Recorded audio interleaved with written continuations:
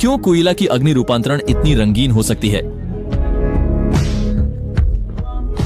White जादूगरनी Cruella में जब Cruella छोटी थी तो उसके जन्मजात काले और सफेद 2 रंगों के बाल और अनोखी पहनावा शैली की वजह से उसे अक्सर सहपाठियों द्वारा बहिष्कृत और परेशान किया जाता था।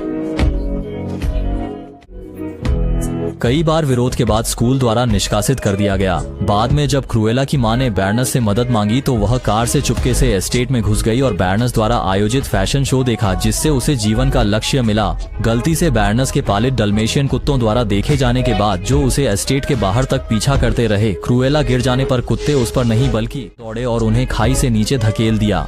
ये कुइला गहरे आत्मग्लानि में डूबी हुई थी, सोचते हुए कि उसने अप्रत्यक्ष रूप से अपनी मां को मरवा दिया। भागने के बाद कुइला ने 2 आवारा बच्चों से मिलने के बाद चोरी को अपने जीवनयापन का साधन बना लिया। बड़े होने पर अपने दोस्तों की मदद से वह एक फैशन स्टोर में काम करने में सफल रही और बाद में बारोनेस द्वारा प्रशंसा प्राप्त की, जिसके बाद गई। जब उसने देखा कि वह अपनी मृत मां की हार पहने है और सीटी बजा रही है, तब उसे पता चला कि बारोनेस उसकी मां की हत्या की असल गुनाहगार है। कुइला ने बदला लेने का निर्णय लिया। इसके बाद लगातार उसकी सत्ता और स्थिति को चुनौती दी। पार्टी में धमाकेदार प्रदर्शन किया, उसकी सारी चमक छीन ली। विशाल गाउन ने कार को ढक दिया। कचरे से बनी लंबी ड्रेस को उसने शाही और सुरुचिपूर्ण बना दिया। के रंग की चुनबाई का उपयोग करने के बाद नानजुए फूरन पूरी तरह से भड़क गई। कुइला का ठिकाना ढूंढ लिया और आग से उसे मारने की कोशिश की, लेकिन नानजुए फूरन के ग्वांजिया द्वारा बचा लिया गया। ग्वांजिया के काऊ से कुइला को पता चला कि वह बैरन की असली बेटी है और उसने कभी उसे मारने की कोशिश भी की थी, जिसके बाद उसे नौकरानी को पालने के लिए सौंप दिया गया।